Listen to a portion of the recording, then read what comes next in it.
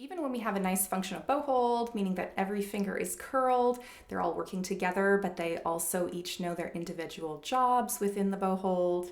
And we have a nice structured bowing arm, meaning that all of the joints are working together.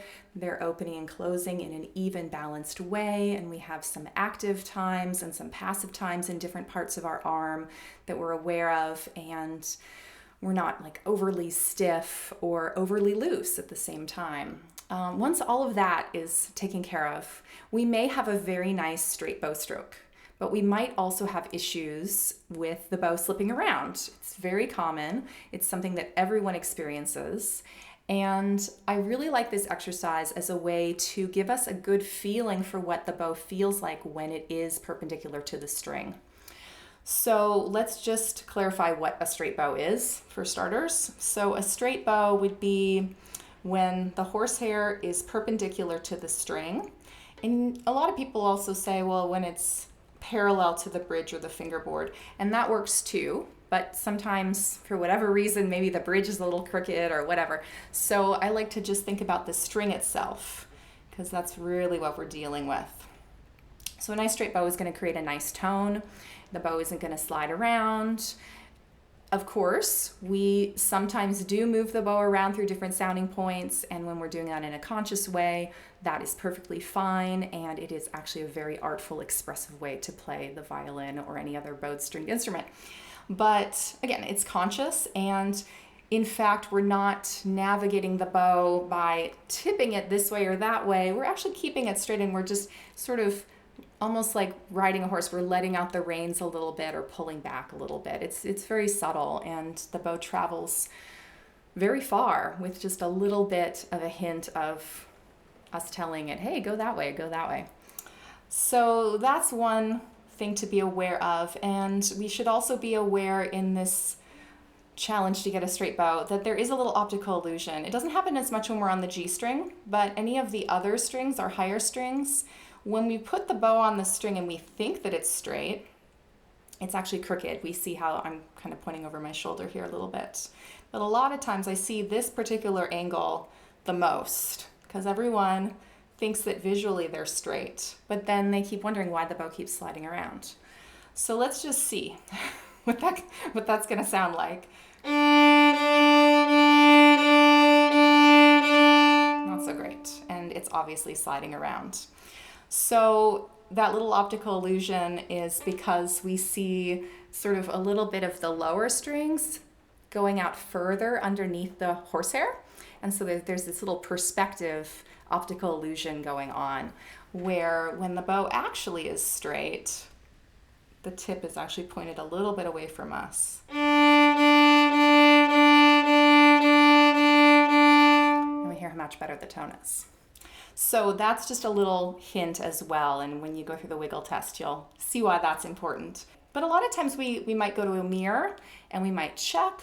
The problem with the mirror is, of course, we're not looking at the mirror constantly, and the mirror's over there somewhere. We're looking back and forth and we're getting confused. So I wouldn't say that the mirror is something that you shouldn't use, but it definitely shouldn't be your first tool when you're trying to get a straight bow.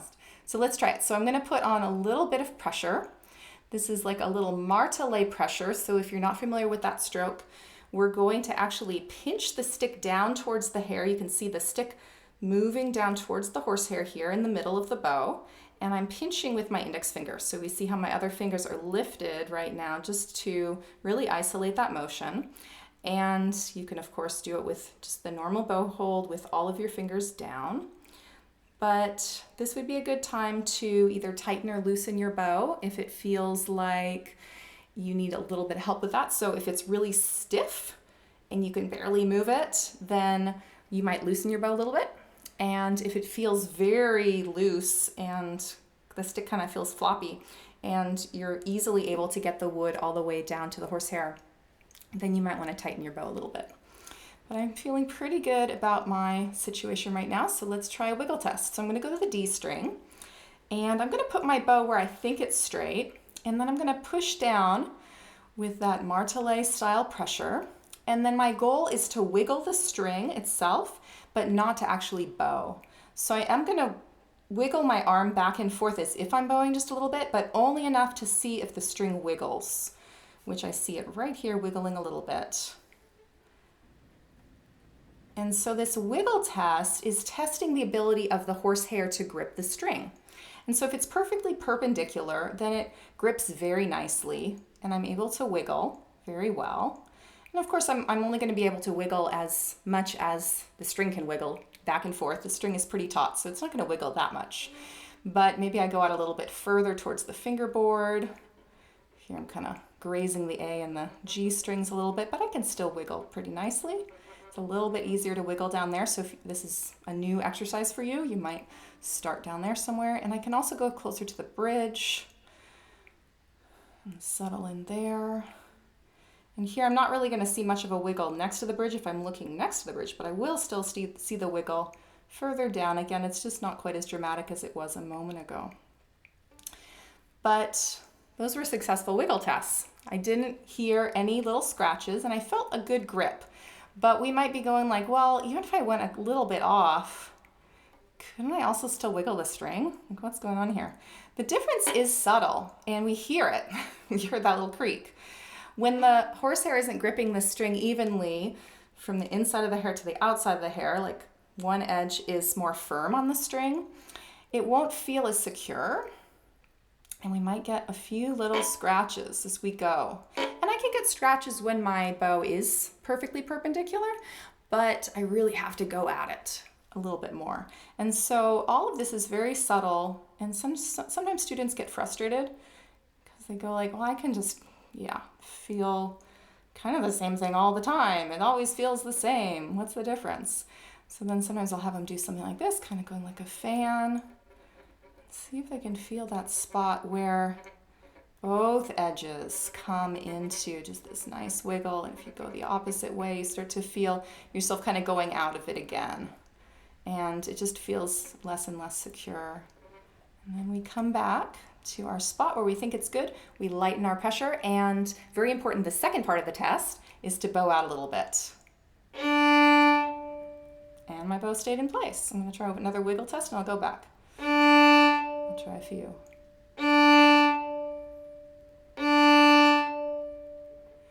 So then let's go off and let's just see something dramatic here. So let's say you did the wiggle test and you're really far off. Here we obviously see it's going over my shoulder. But then you do the second part of the test and you go, oh, that obviously was a fail. Okay, that was not straight. And let's just go a little bit this way. And we see I can still wiggle. It feels a little bit less secure, but it's okay. Just for the demonstration, we'll bow out and try the second part of the test. Obviously a fail. So both parts of the test have to not fail for this to work.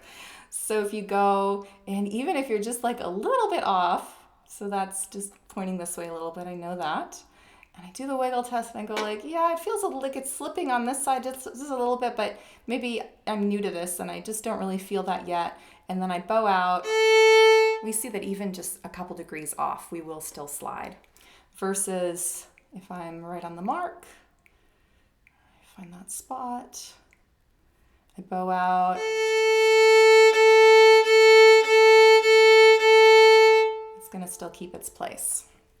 So once you are pretty confident with maybe the middle area of the bow, you can start to expand out to the further reaches of the bow. And I've had some students maybe take a week to chunk along, going maybe every 2 to 3 to 4 inches and each string, and you probably want to do every sounding point too. And then, gradually working up to longer and longer areas of bow. And we might find if there's certain places to really get a straight bow, like let's say at the tip, we might find that our arm doesn't really feel long enough, or we have the tendency to kind of bow back behind us. So we might find to really get that wiggle test, oh, it's so hard because it's slipping and it's not straight. We know that. I really have to stretch out. I never knew I had to stretch out that far, right? So we might discover these things going back to our bowing mechanics or our bowing hand and our hold with the bow that we might have to fix too along the way. It's pretty safe just in that middle area of the bow. We're not going to find anything too extreme, but once we do start encountering these extremes, I should say, we start to have some issues. So here, let's say at the frog, you know, I have to curl my fingers and have to raise my wrist up even a little bit.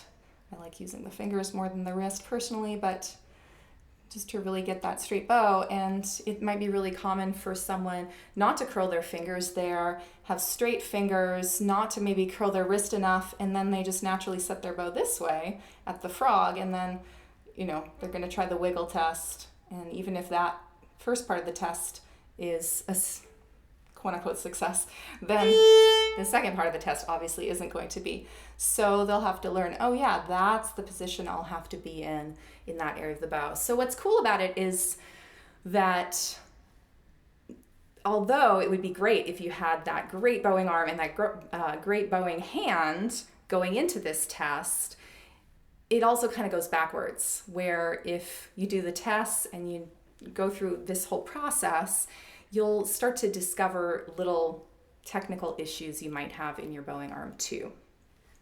And of course, the goal of those nice long bow strokes, we need to make sure that all of those areas are working together. So that little idea of chunking along, and also just working in little areas, like just working in the frog area, just working maybe in the tip area, or if the balance point area is an issue. So I should also talk about sounding points, because sounding points, I mentioned them earlier, and a lot of beginners don't know that you can actually play in all these different spots along the way between the fingerboard and the bridge. It just depends on a variety of factors, and kind of like a little recipe for good tone. And so it's kind of something that's too much to go into in this particular video, but just be aware that if you do a wiggle test, let's say out here, and everything seems cool, and then you start bowing out, and you get kind of like a jitter, the bow doesn't really feel like it's gripping. It might be because you don't have the right sounding point for that particular bow speed and pressure that you're trying to use. So the quick version of sounding points would be if you're out over the fingerboard, you want to have a lighter, faster bow. And if you're in towards the bridge, you want to have a heavier, slower bow. So if I was out there again and I was bowing kind of slow, let's try my wiggle test. Let's see, that's kind of fast. Let's go really slow actually. You know, it's kind of like an airy, soft sound. It didn't really jitter that time, but just be aware that that second part of the test is also somewhat determined by where you are. So if you just want to be kind of moderate with everything, moderate pressure, moderate speed, that's why a lot of times with beginners, people just say bow right down the middle, because it's the safest spot. Everything's in the middle, right? So that's the straight bow wiggle test, basically. And if you're feeling frustrated after a couple days of trying it, just know that it is something subtle, like I said, that we need to develop, and we need to be sensitive. I particularly feel like in my index finger, I feel kind of sensitive to that grip.